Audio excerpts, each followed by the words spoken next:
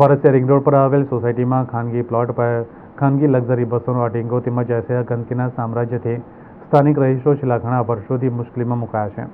ત્યારે સમસ્યાનો ઉકેલ નહીં આવતા સોસાયટીના લોકો એકત્ર થઈ તંત્ર સામે આક્રોશ ઠાલવ્યો હતો.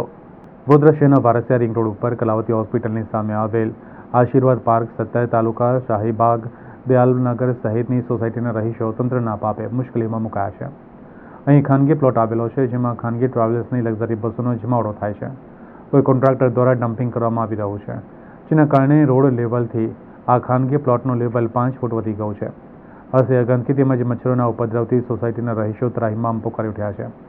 સ્થાનિકોના કહ્યા મુજબ સમસ્યાના નિરાકરણ માટે વોર્ડ નંબર 6ના કાઉન્સિલરો, વોર્ડ અધિકારી તેમજ ધારાસભ્યને પણ રજૂઆત કરી છે, પરંતુ તેઓનું કહેવું છે કે આ ખાનગી પ્લોટ હોવાથી અમે આમાં કંઈ કરી શકીએ નહીં.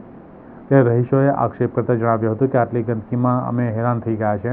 અમે આ સમસ્યાથી પીડિત છે. જ્યારે વોટ લેવાના હોય ત્યારે આ લોકો બધા ઘરે ઘરે આવે છે, ફેરણીઓ કરે છે, મિટિંગો કરે છે, ફોટા પડાવે છે, પરંતુ ત્યારબાદ આવી સમસ્યા હોય ત્યારે જોવા પણ આવતા નથી અને અમારા ફોન પણ ઉપાડતા નથી.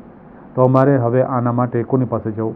અમારી એક જ માંગણી છે કે જે પણ આનો માલિક હોય એને નોટિસ આપવામાં આવે, આ ડમ્પિંગ અહીંથી હટાવવામાં આવે અને ફેન્સિંગ કરી ચોખ્ખાઈ કરવામાં આવે. આ કઈ લક્ઝરીઓ બસોની જગ્યા નથી. લોકોને આવવા જવાની તકલીફ પડે છે. પાણી એટલું બધું ભરાય છે. અમારું ઘર કોંઢરવાળું છે, તો સિનિયર સિટીઝન માંદગી વધારે થશે. મચ્છરો એટલા બધા ખાઈ રહ્યા છે. 30 વર્ષથી આ સમસ્યાથી અમે પીડિત છે.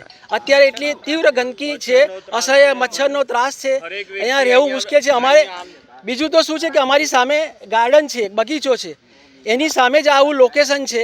અમારે સોસાયટીમાં કોઈક માણસ આવે છે, ગેસ્ટો પણ વિચાર કરે છે કે એટલી અસહ્ય ગંદકીમાં તમે કેવી રીતે રહો છો. બહુ રજૂઆત કરી છે અમે.